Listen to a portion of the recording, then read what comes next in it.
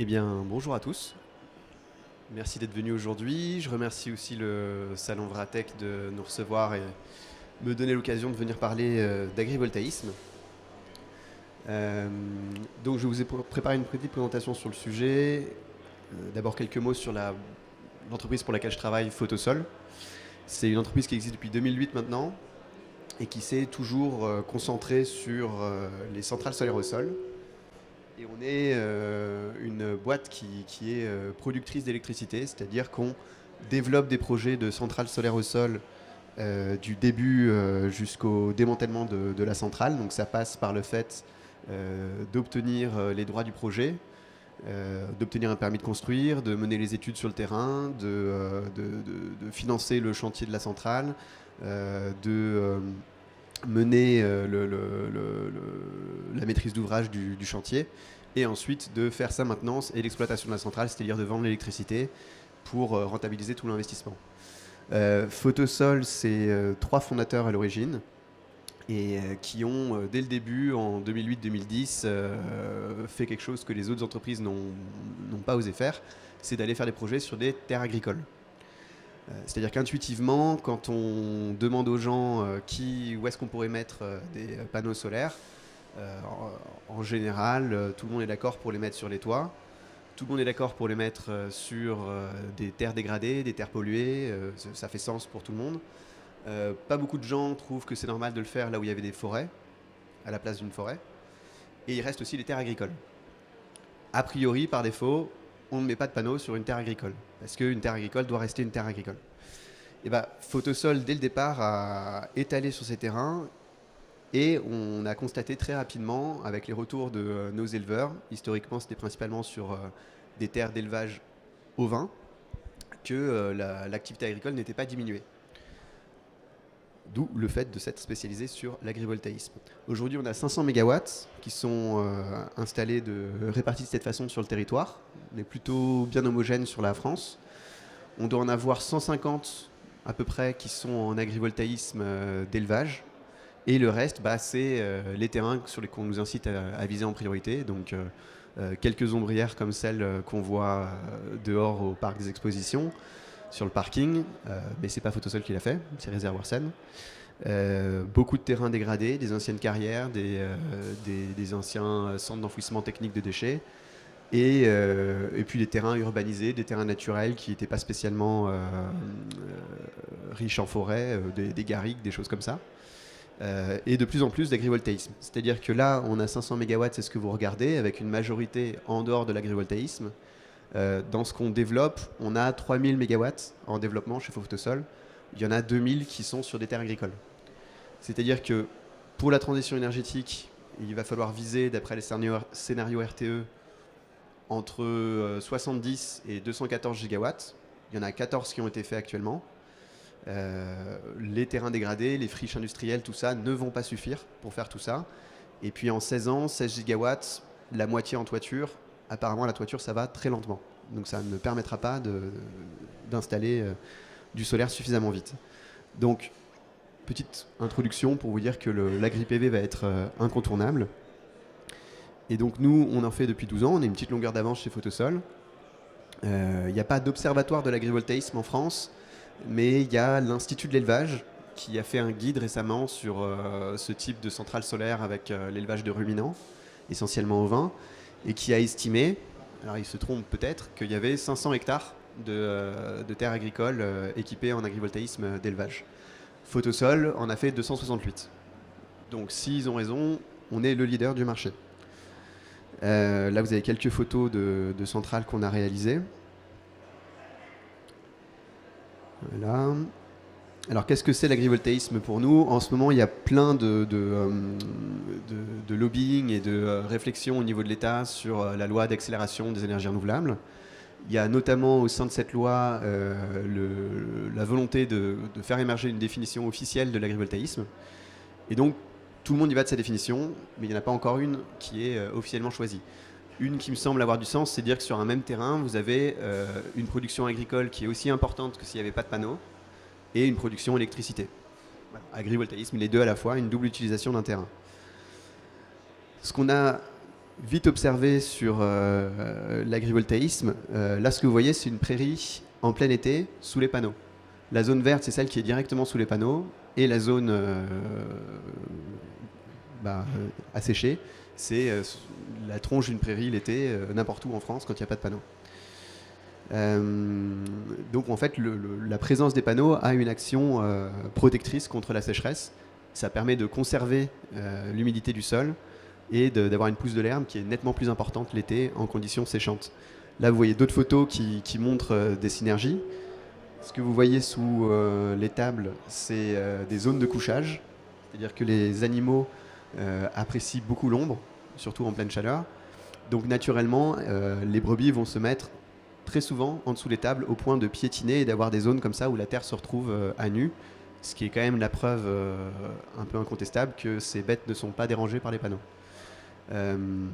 Vous avez aussi un autre phénomène l'hiver, en sortie d'hiver, vous avez un dégel plutôt sous les panneaux que entre les panneaux, parce que un panneau solaire, ça monte un petit peu en température, ou alors ça doit être...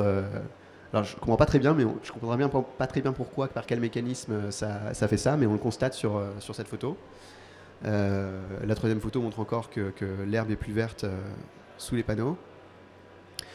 Aussi, on travaille le design de la centrale pour pouvoir conserver une mécanisation. Ce que vous voyez à droite, c'est un réensemencement de prairies après la fin du chantier. En prévoyant un espace suffisant entre les tables, on peut continuer de faire passer un tracteur, de mécaniser et de semer une prairie par projection sous les panneaux. En fait, la technique utilisée, c'est une projection du semis de prairie. Et ensuite, l'éleveur fait passer son troupeau et par piétinement, ça fait le contact entre la graine et le sol en procédant 2 hectares par 2 hectares. On est aussi, comme on a eu beaucoup de retours positifs de la part de nos éleveurs, on a fini par proposer un partenariat à l'INRAE qui est venu faire des mesures de pousse de l'herbe sur 2 sites. L'un dans l'Allier et l'autre à Marmagnac, en montagne, donc des zones climatiques différentes. Et ils ont fait des mesures de pousse de l'herbe entre les panneaux, sous les panneaux et dans les zones où il n'y avait pas de panneaux. Le bilan de ces mesures pour la production de biomasse, c'est qu'on avait une production de biomasse équivalente sur l'année, sur l'ensemble de l'année. En fait, vous avez beaucoup plus d'herbe l'été dans la zone où il y a des panneaux que la zone sans panneaux. Mais vous avez un léger ralentissement à d'autres moments, le long du printemps ou en sortie d'hiver. Donc en fait, vous avez votre prairie qui va pousser sur une dynamique différente, mais la même biomasse sur l'ensemble de l'année. On a aussi la Chambre d'agriculture de la Nièvre qui a fait une étude qui dure depuis 2 ans maintenant. Ils ont mis un lot d'agneaux sous une de nos centrales et l'autre sur un terrain à nu, même génétique. Et puis même nombre d'agneaux nés doubles et nés simples. Et ils ont mesuré ensuite les GMQ, les gains moyens quotidiens de masse pour les agneaux. Et les 2 lots ont été mis à l'herbe au même moment jusqu'au sevrage avant d'être abattus. Et le lot d'agneaux sous la centrale avait un poids plus important, 10% de plus, 3 kg de plus, et une mortalité nettement moins importante que le terrain à nu. Ça, c'est parce que, on le voit un peu sur cette photo, des éleveurs m'ont dit, quand je leur ai parlé de ça, que c'était probablement parce que les bêtes ne restent pas agglutinées au même endroit. Comme elles ont plein d'endroits avec beaucoup d'ombre réparties sur toute la parcelle, elles se répartissent comme vous le voyez ici, donc les maladies se transmettraient moins facilement. Aussi, on apporte une clôture, donc ça peut réduire le stress vis-à-vis de la prédation. Il y a plein de choses qui peuvent expliquer qu'on se retrouve avec un léger gain de productivité grâce à la présence de la centrale. Là, on va vous montrer très concrètement les choses. Là, ce que vous voyez, c'est ce qu'on ferait sur un terrain dégradé. Une ancienne carrière, un centre d'enfouissement technique. On ferait une implantation très dense. Quand on pense en agrivoltaïsme, on fait ça. C'est absolument pas la même centrale. Donc là, je n'ai pas d'activité agricole à maintenir. Là, je m'adapte à l'activité d'élevage au vin, en l'occurrence, si c'est une activité d'élevage au vin. Si je zoome un petit peu, là, vous avez une implantation avec 6 mètres de panneaux dans la largeur des tables, à peine 1,50 m d'espace, à nouveau 6 mètres de panneaux. On est à 60 cm du sol, même pas 3-4 mètres de la clôture. Alors que quand on est en agrivoltaïsme, on va être en bipieux. En agrivoltaïsme, on va être avec un retrait de 8 mètres pour que les tracteur puisse braquer, on va avoir une implantation en monopieux, puis à peu près 4 mètres de panneaux et 4 mètres d'espace. Donc quelque chose de beaucoup moins dense pour partager la ressource lumineuse avec la pousse de l'herbe. On va aussi faire des arrivées d'eau, des points d'eau, plutôt utiles pour l'élevage. On va éventuellement payer des petits équipements d'élevage, de quoi faire des clôtures mobiles pour faire du pâturage tournant, ou payer des parcs de contention mobiles. C'est un outil qui est assez utilisé par les éleveurs pour examiner les animaux un par un. Éventuellement financer l'installation d'une bergerie, s'il n'y en a pas déjà une qui existe sur le terrain. En fait, le but, quand on fait un projet agrivoltaïque, c'est que l'éleveur n'ait plus qu'à amener son troupeau. Le fait qu'on installe une clôture aussi, c'est évidemment utile pour un éleveur. Il peut laisser ses animaux plus tranquillement sur la parcelle.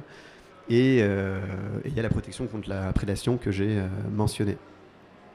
Donc globalement, là, ce que vous voyez, c'est une vue de coupe d'une centrale solaire au sol classique.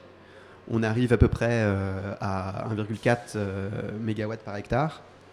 Alors qu'en agrivoltaïsme, on se retrouve du coup avec quelque chose de l'ordre de 0,9, même 0,8 parfois quand on espace un peu plus, si l'éleveur nous le demande.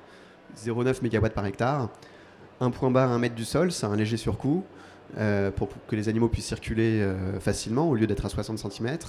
On va aussi avoir cette emprise, cette installation en monopieux plutôt qu'en bipieux, ce qui est plus coûteux aussi. Donc au final, on se retrouve à mettre moins de mégawatts par hectare et avoir un coût d'installation, un coût de structure plus élevé. Et pourtant, cette centrale-là va pouvoir vendre son électricité moins cher que celle-ci. Ça, c'est parce que, en fait, cette installation, on le fait sur les terrains où il n'y a pas d'activité agricole, donc on le fait sur les carrières, sur les anciens centres d'enfouissement, les délaissés d'aéroports, tout ça. Ces terrains sont tout simplement rares. Il n'y en a vraiment pas beaucoup, il y en a de moins en moins en France. Les 14 gigawatts qui ont été faits jusqu'ici, la plupart des centrales solaires au sol ont été faits sur ces terrains pollués avec des implantations denses comme ça. Donc les terrains qui restent sont très peu nombreux, donc très chers à louer ou à acquérir. Alors qu'ici, en agrivoltaïsme, on va avoir potentiellement comme terrain de jeu, entre guillemets, 12 millions d'hectares de prairies en France, ou 29 millions d'hectares de surface agricole utile.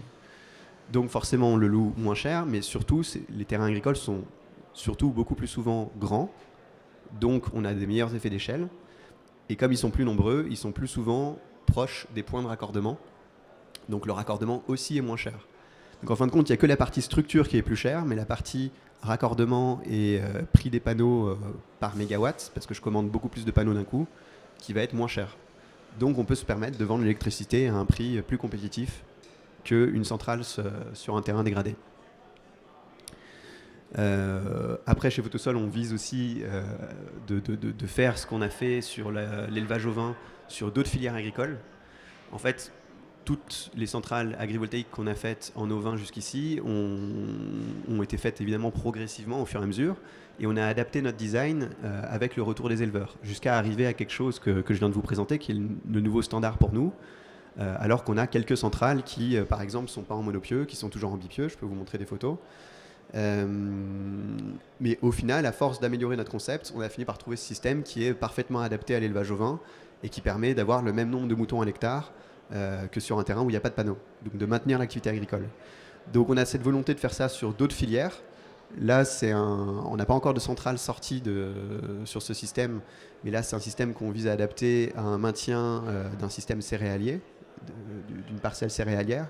Donc là on aurait un espace entre les rangées beaucoup plus important, près de 7 mètres de panneau à panneau, ou ce qui peut faire 11 mètres de pieu à pieu, si on prend la taille des panneaux, histoire qu'une moissonneuse-batteuse puisse continuer de venir récolter le blé et puisse, sur commande de l'agriculteur, se mettre en position, comme vous le voyez sur le schéma, pour avoir les deux points hauts au moment où la moissonneuse passe.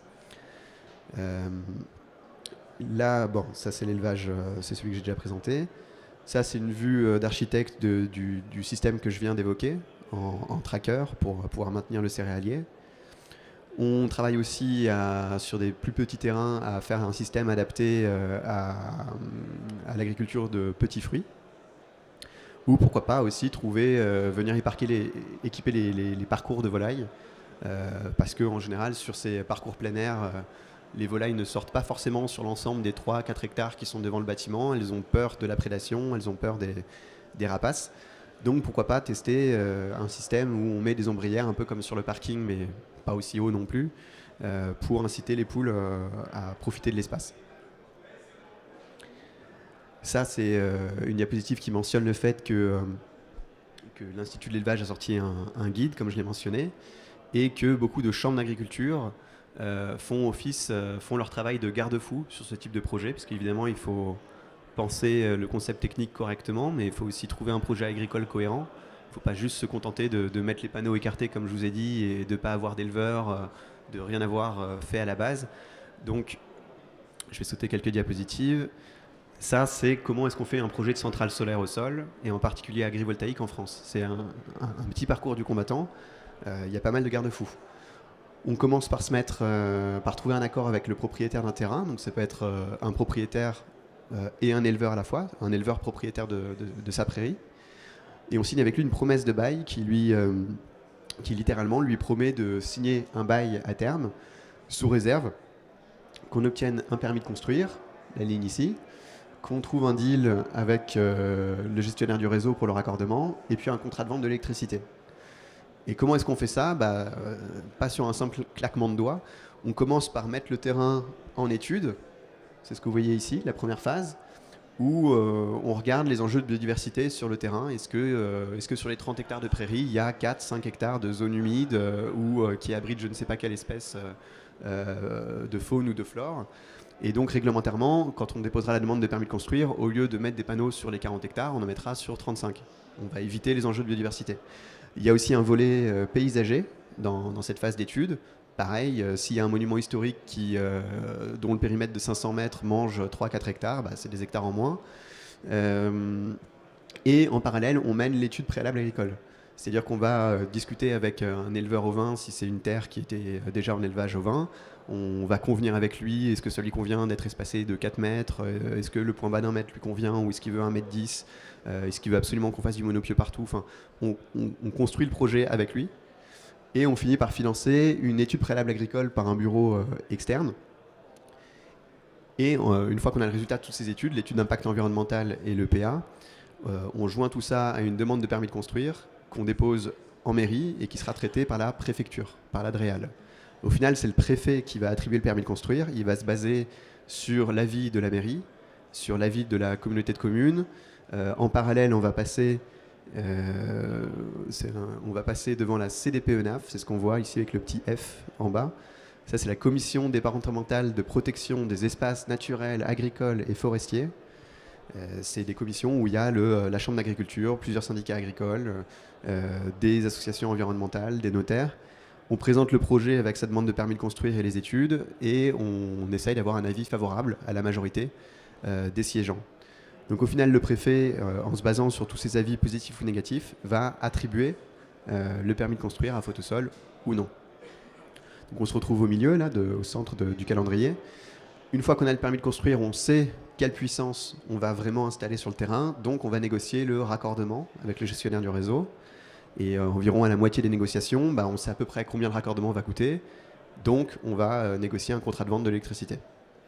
Donc tout ça, vous avez entre 1 an et 1 an et demi pour la phase d'étude, 1 an et demi pour l'instruction du permis de construire, donc on obtient un permis de construire au bout de 2 à 3 ans, puis 1 année supplémentaire pour négocier le raccordement et la vente de l'électricité. Donc on est sur des projets où on signe un bail 3 à 4 ans après avoir signé une promesse de bail.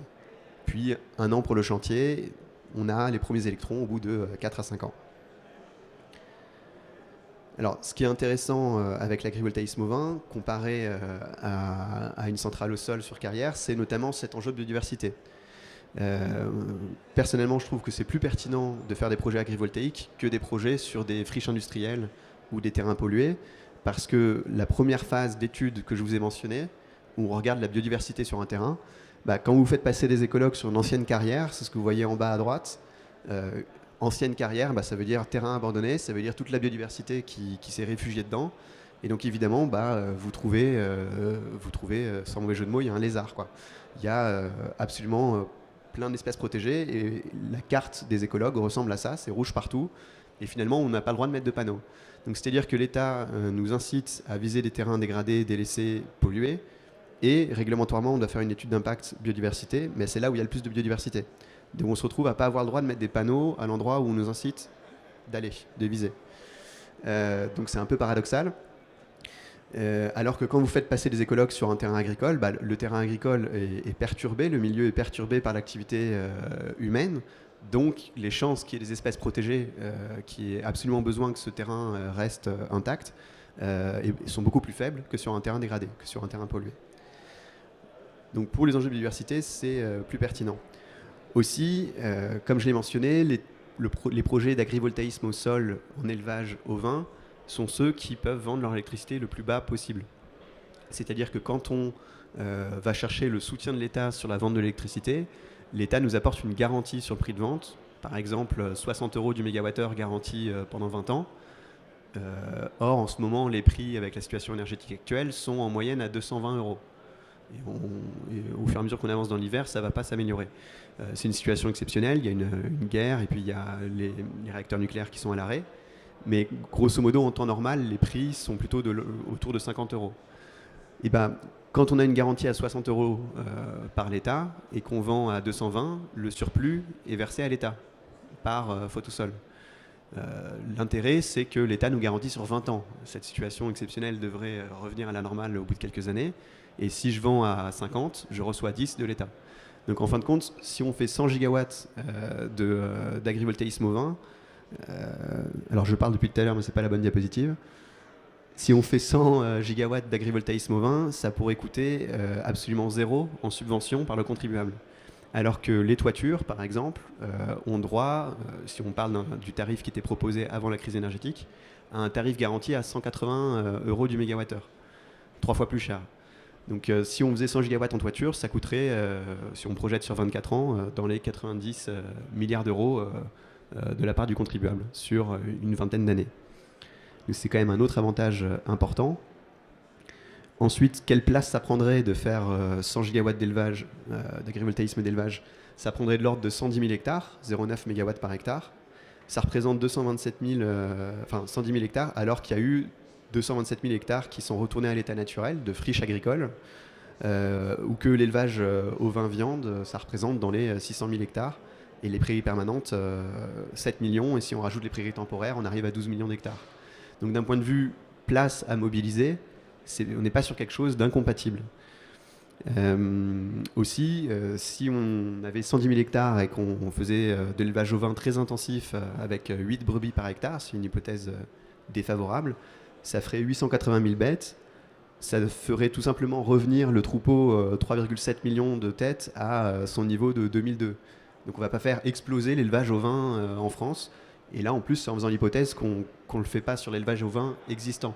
C'est-à-dire, là, ce serait une hypothèse où l'élevage bovin devient de l'élevage ovin. La filière ovine n'exploserait pas et ce sera loin de faire ce cas-là. Donc, on ne va pas non plus perturber la filière. Donc voilà, à mes yeux, l'élevage, l'agrivoltaïsme ovin, c'est probablement celui qui a un impact le plus faible sur la biodiversité, en centrale au sol, un impact positif sur l'agriculture, et puis un impact positif sur les finances de l'État. Donc c'est pour ça qu'à mes yeux, ce sont les meilleurs projets qui existent. Et je vais vous montrer quelques photos un peu plus concrètes. Là, ce que vous voyez, c'est une centrale sur un terrain dégradé. Donc c'est ce que je vous évoquais, c'est sur un ancien centre d'enfouissement technique. Comme il y a une membrane sous le terre et qu'il ne faut absolument pas la percer avec les pieux vissés, on a une structure qui est carrément avec des plots en béton et quelque chose de très dense, comme vous pouvez le constater. Alors que quand on est en agrivoltaïsme ovin, on est sur quelque chose de beaucoup plus aéré, comme vous pouvez le voir ici. Voilà. Donc c'est quand même pas tout à fait la même centrale. Là, vous avez une photo où on voit très concrètement, avec les couleurs, l'effet de la protection contre la sécheresse. C'est la centrale de Marmanac, où l'herbe est beaucoup plus verte sous les panneaux. On le voit aussi ici.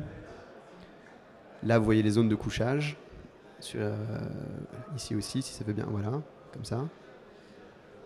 Voilà, donc on a beaucoup de retours concrets sur le terrain qui montrent l'intérêt.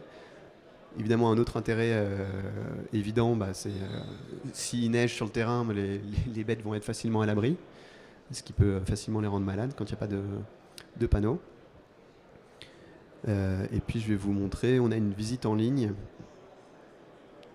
d'une de nos centrales qui permet de se rendre sur la centrale de Verneuil. Là, vous êtes juste à l'entrée de Verneuil et comme vous pouvez le constater, autre intérêt des centrales solaires au sol, c'est que en mettant une haie paysagère, on a tendance à ne pas voir la centrale. Là, vous avez des panneaux absolument partout de l'autre côté de la haie. Alors évidemment, quand on arrive au portail, là, c'est un peu moins caché, mais là, on était là-bas, avec la haie. Et quand on se rend sur la centrale, bah, ça ressemble concrètement à ça.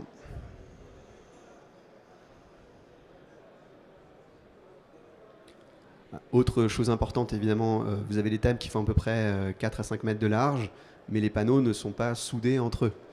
Alors, de toute façon, on est sur une structure qui est inclinée. Donc, quand il pleut, l'eau ne va pas tout droit. Avec le vent, tout ça, il y a quand même de la pluie qui arrive sous les panneaux. Ce n'est pas un abri avec les 4 côtés fermés. Et surtout, nous, on n'a aucun intérêt économiquement à rendre les tables étanches. On ne produirait pas plus d'électricité, on aurait juste un coût de structure beaucoup plus important. Donc, comme vous pouvez le voir ici, il y a un espace entre les panneaux.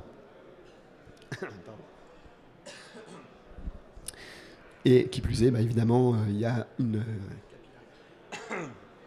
Pardon. Il y a une capillarité dans le sol aussi qui fait que vous aurez toujours de l'humidité dans le sol sous les panneaux. Je vais prendre des questions, s'il y en a.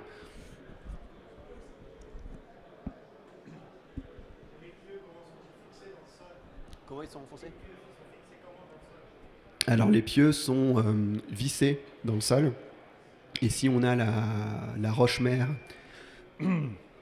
qui est trop près, on va faire du pieu... Ah non, voilà, c'est du pieu battu. Et si la roche-mère est proche de la surface, on fait du pieu vissé. On va visser dans la roche-mère et enfoncer les pieux. Le système que je vous ai montré ici, dans les projets de loi actuels sur l'agrivoltaïsme et la non-artificialisation des sols, ils veulent mettre l'engagement de ne pas faire de système avec des plots de béton. Ça pose pas de problème parce que c'est beaucoup plus coûteux pour nous.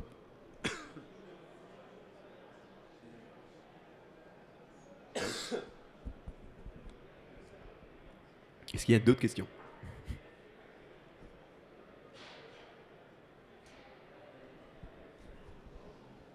Ah oui, j'ai un point que je n'ai pas mentionné. C'est comment est-ce qu'on organise les choses d'un point de vue agricole. Pardon. Là, vous avez le montage juridique. Donc, Photosol va créer une société qui détient la centrale et l'exploite. Et c'est cette société qui signe l'ensemble des contrats. Donc, qui va signer le bail pour la location du terrain, mais aussi pour la partie agricole. On va donner accès au terrain à un éleveur gratuitement. Donc, il a pas... Donc, l'éleveur n'a pas besoin de louer le terrain ou de l'acheter. Il accède gratuitement à la prairie. Ensuite, actuellement, les terrains équipés de panneaux ne sont pas éligibles à la PAC. Donc, on signe un deuxième contrat, un contrat de prestation de service pour l'entretien de la végétation. Ouais, merci.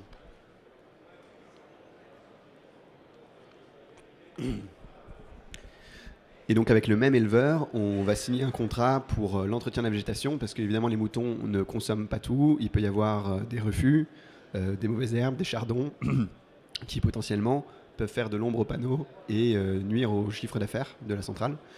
Donc on a intrinsèquement besoin de contrôler la biomasse sous les panneaux et entre les panneaux. Entre payer de la main-d'œuvre pour venir tout raser sur une vingtaine d'hectares et donner gratuitement accès au terrain à un éleveur, il est évident que c'est beaucoup moins cher de passer par la deuxième solution. Donc on a dans les centrales au sol une incitation naturelle à réellement maintenir une activité agricole. Il y a eu des projets qui malheureusement n'ont pas fonctionné en serre agricole. Bah, là, les panneaux sont à 4 mètres de hauteur au-dessus des légumes. que les légumes poussent ou pas, ça fait pas beaucoup de différence pour la partie photovoltaïque. Alors que là, il y a cette liaison quand on est sur un système en centrale au sol. Et donc, vu qu'il y a des refus et des mauvaises herbes, on demande à l'éleveur de s'occuper, de faire un entretien mécanique pour contrôler cette végétation. Et c'est là qu'on va rémunérer l'éleveur, évidemment en compensant la perte de PAC, mais en allant plus loin pour que ce soit intéressant pour lui. Donc un éleveur qui est en fermage sur un terrain, ça peut rester très intéressant pour lui de nous mettre en contact avec son propriétaire, parce qu'on va louer le terrain plus cher que le fermage pour le propriétaire, et l'éleveur, au lieu de payer un fermage, va être rémunéré pour accéder au terrain. Et en plus, il y aura une clôture, en plus, il y aura la protection contre la protection contre la sécheresse et tous les équipements que j'ai mentionnés. Voilà.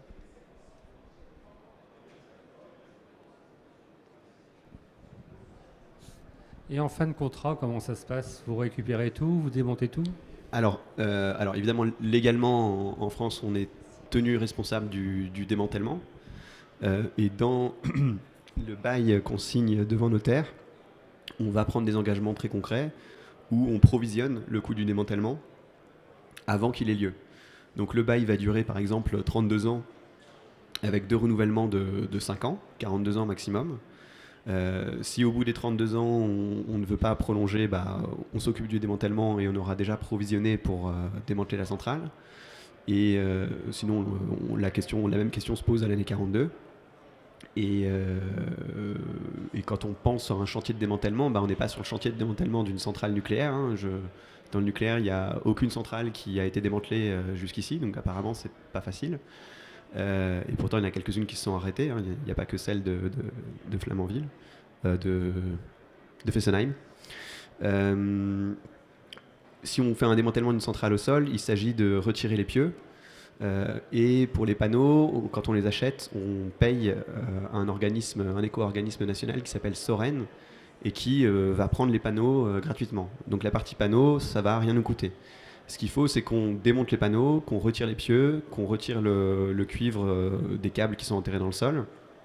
Et donc c'est essentiellement un coût de main d'œuvre, le démantèlement d'une centrale. L'acier, des structures porteuses, le cuivre aura forcément une valeur. Donc une grosse partie du chantier de démantèlement, sinon la totalité, sera payée par le démantèlement lui-même, en fin de compte, par la vente des matières. Mais pour rassurer les propriétaires, on prend cet engagement dans le bail, devant notaire, de provisionner pour avoir une provision qui financera tout ça. En plus, on amortit cet actif de démantèlement, donc d'un point de vue comptable, devant les commissaires aux comptes, la provision, même si elle est constituée à partir de l'année 25, est déjà dans l'actif passif de la société. Donc on est doublement engagé à constituer cette provision, quoi. Voilà. Donc je pense que c'est facile à démanteler et en plus les choses sont prévues, quoi.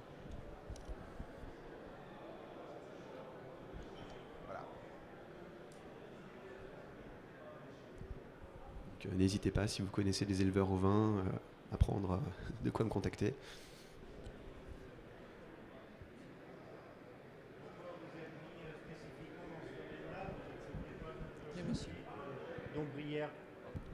Et pourquoi j'ai vu qu'il y avait beaucoup d'enjeux sur les terres agricoles, mais vous restez exclusivement dans le milieu non, vous pouvez vous ouvrir à tout, des ombrières pour parking. Non, effectivement, historiquement, là, sur les 500 MW que vous voyez, il y en a pour l'instant que 150 qui sont en agrivoltaïsme ovin. Sinon, cette incitation nationale qu'on a à viser d'abord les parkings, les terrains pollués, les friches industrielles, c'est quelque chose qu'on a beaucoup suivi, par exemple avec ce type de centrale. Et on reste prioritairement à viser ces terrains parce que les permis de construire sont plus faciles à obtenir que typiquement. Enfin, si c'est possible d'obtenir un permis de construire aujourd'hui en terre agricole, c'est parce qu'il y a une jurisprudence qui dit si elle maintient d'une activité agricole significative, il n'y a pas de raison de refuser le permis de construire. Cette jurisprudence s'appelle la jurisprudence Photosol parce que c'est nous qui l'avons déclenchée. On avait déposé des demandes de permis de construire qui ont été, une en particulier qui a été refusée.